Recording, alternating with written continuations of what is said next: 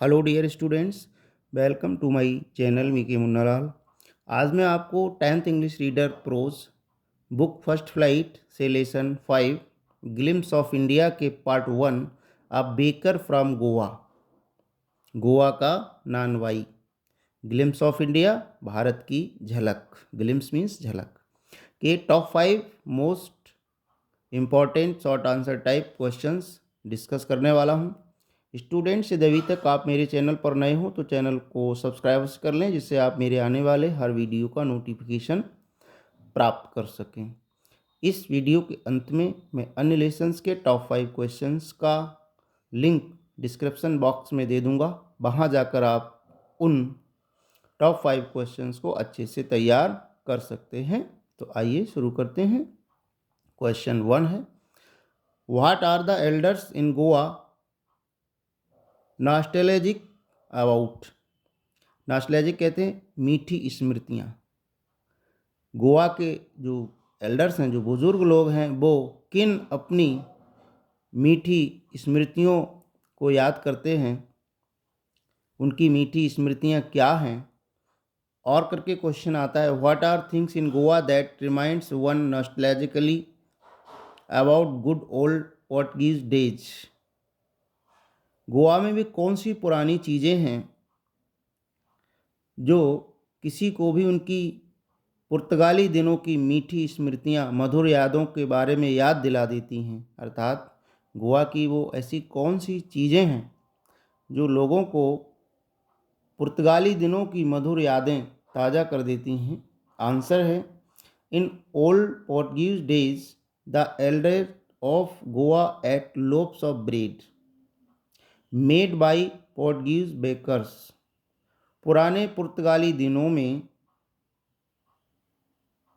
गोवा के बुज़ुर्ग लोग, गोवा के बड़े लोग ब्रेड को खाते थे, जिसे कि पुर्तगाली जो नानबाई होते थे, बेकर्स मीन्स नानबाई, जो ब्रेड बनाते हैं उन्हें नानबाई कहते हैं, बेकर कहते हैं, उनके द्वारा बनाई गई ब्रेड को खाया करते थे।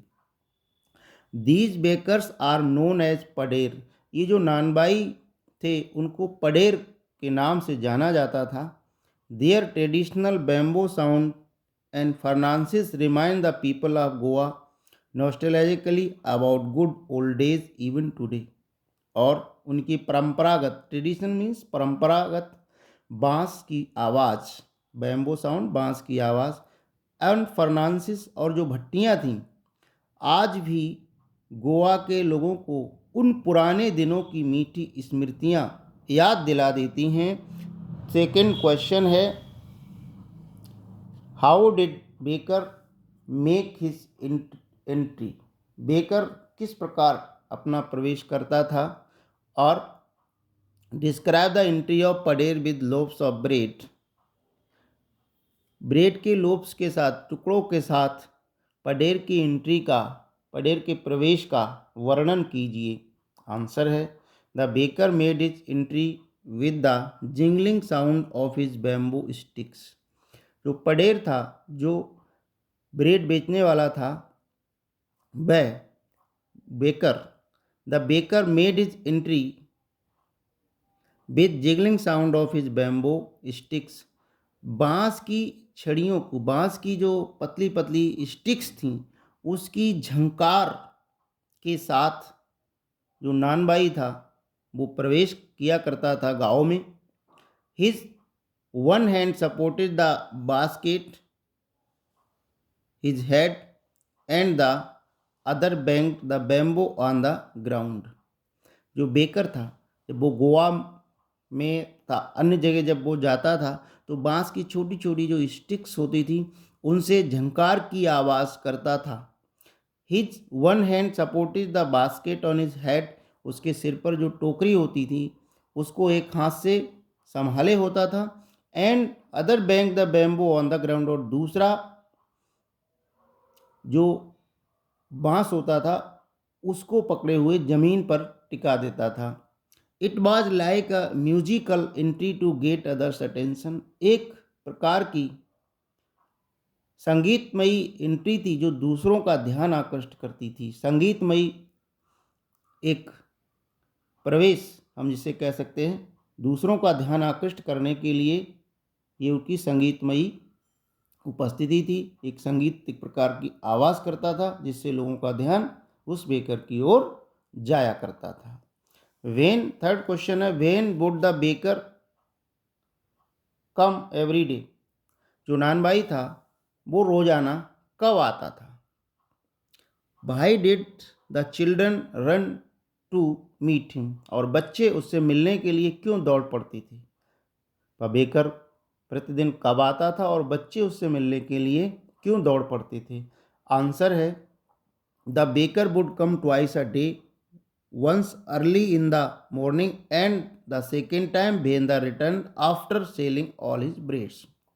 नानबाई दो बार आता था, एक तो सुबह जल्दी अर्ली इन द मॉर्निंग और दूसरी बार तब आता था जब उसके सारे ब्रेड्स बिक जाते थे, तब वो वापसी में आता था। वो दो बार ही आता था। The author and children ran to meet him because they wanted to take bread bangles. लेखक और अन्य बच्चे उसकी ओर इसलिए दौड़ पड़ते थे क्योंकि वह उससे ब्रेड बैंगल्स, ब्रेड की चूड़ियाँ, ब्रेड की गोल बनी हुई ब्रेड, उसको वो लेना चाहते थे। They looked into his basket, वह उसकी टोकरी में देखते थे। They ate the loaves with hot tea. वो गर्मा गर्म चाय के साथ लोफ्स, जो ब्रेड होती थी, वो ब्रेड के टुकड़े होते थे, ब्रेड बैंगल्स होती थी, उसको वो गर्म चाय के साथ खाते थे। क्वेश्चन फोर्थ है, what is the role of bread on the occasion of marriage. शादी के अवसर पर, अकेजन मीन्स अवसर, शादी के अवसर पर what is the role of bread on the occasion of marriage.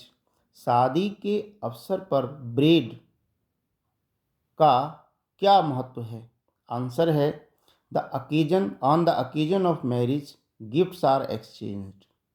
शादी के अवसर पर गिफ्ट मीन्स उपहारों की अदला बदली होती है। एक्सचेंज मानी एक दूसरे को दिए जाते हैं, उपहारों की अदला बदली होती है।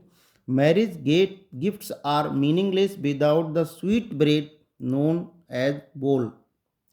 शादी के उपहार बिना मीठी ब्रेड, जिसे हम बोल कहते हैं, के बिना अर्थहीन होते थे।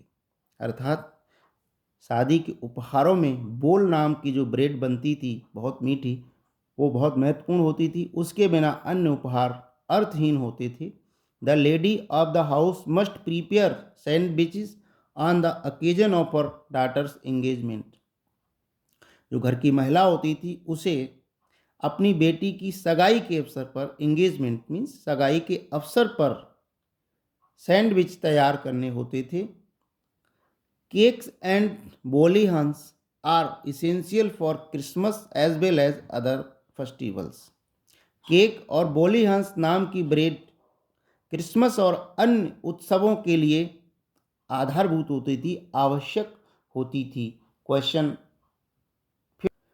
फिफ्थ है, how do we know that Goa's baker are very prosperous. Prosperous means संपन्न।